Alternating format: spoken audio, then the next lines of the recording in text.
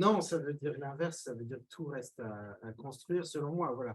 Alors, moi je suis, d'abord très honoré comme vous aussi, d'avoir été, sélectionné parce que, pour tout vous dire, je ne suis pas un économiste.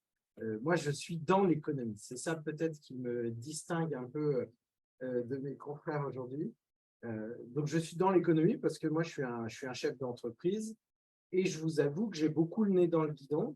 Et ce livre-là, enfin ce livre, il m'a servi d'abord à moi-même, à sortir un peu de mon quotidien et à mettre en perspective vraiment ce que je fais chaque jour avec mes équipes au regard du monde qui nous entoure. Moi, c'est comme ça que je le comprends.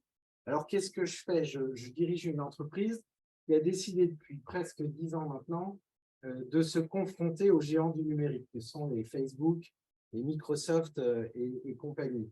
Alors, non pas pour s'y confronter, mais parce que je crois dur comme fer que l'Europe, la France, dommage pour la France, parce qu'elle a de grands talents, a loupé un train il y a probablement quelques décennies.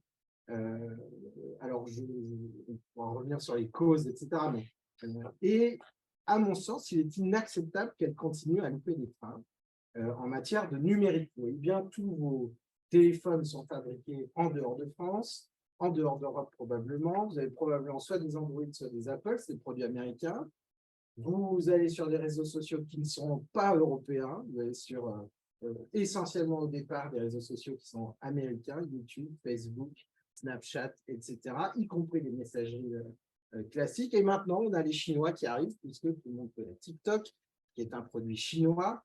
Et on voit ce duopole entre la Chine et les Américains qui s'affrontent dans cette industrie que personne n'a vu venir sur notre territoire, qui est l'industrie virtuelle, qui est l'industrie du numérique.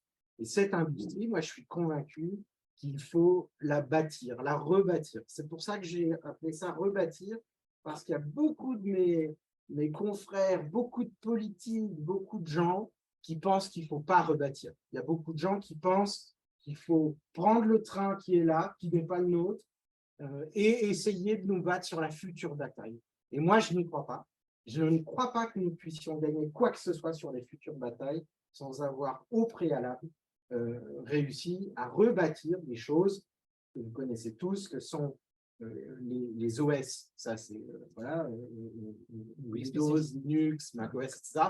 Les machines, les puces qu'il y a dans vos ordinateurs, et puis évidemment toute cette couche logicielle et de services que sont les réseaux sociaux, que sont les logiciels bureautiques, etc.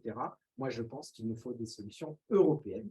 Alors, je suis peut-être un fou qui crie dans le désert, n'empêche que la petite entreprise que je dirige, qui s'appelle Waller, elle a un petit début d'histoire et il y a des gens très sérieux qui nous font confiance, en particulier, et c'est logique, les Airbus, les Ariane, le gouvernement, etc. Et donc, moi, j'ai beaucoup d'espoir pour ça et c'est ça que j'ai voulu raconter dans ce bouquin. C'est surtout, l'aventure entrepreneuriale, parce que c'est pas facile, ça venait d'être partagé, et deux, les enjeux, ces enjeux-là que moi, j'appellerais géopolitiques, et qui évidemment sont au cœur de notre économie aujourd'hui.